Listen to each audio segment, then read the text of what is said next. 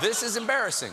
There's no way this is not embarrassing. And insiders say the president is considering firing Robert Mueller, and it wouldn't be for the first time. The New York Times reported that Trump wanted to fire Mueller back in December. Yes, he was going to fire him at Christmas, but had a change of heart after receiving a visit from the ghost of porn stars past. But, no.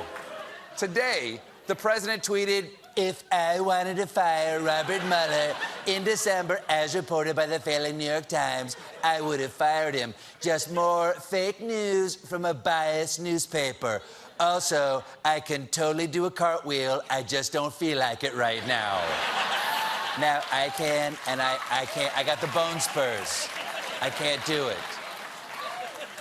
One Trump confidant does have a plan to take on Mueller because former White House chief strategist and student embalmer's first try, Steve Bannon,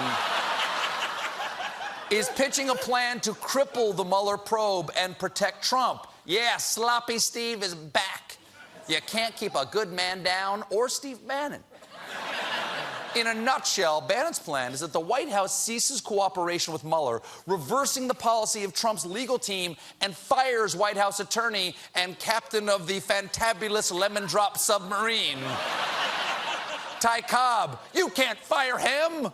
We need him. Without Ty Cobb, who will I refer to as the inventor of the steam-powered kazoo?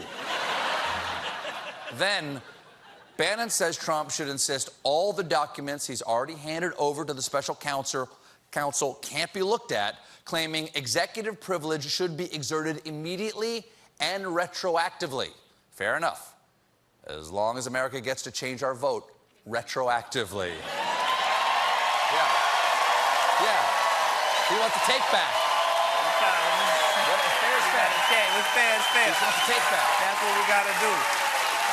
He wants a mulligan. They want a mulligan. I didn't know presidents got do-overs. Mr. Lincoln, if you can hear me, skip the play. But here's Steve's problem. There's no indication that Trump would be willing to take Bannon's advice or is aware of the plan. And reportedly, if you say Bannon's name in front of the president, it's not a pretty sight. And if you say his name 3 times in a mirror, he appears right behind you and explains why affirmative action is the real racism.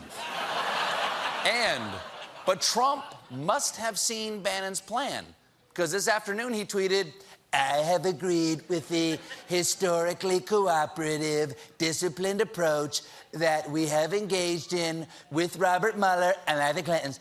I have full confidence in Ty Cobb, my special counsel, and have been fully advised throughout each phase of this process. And I will begin taking that advice right after I send this tweet, which they are begging me not to write."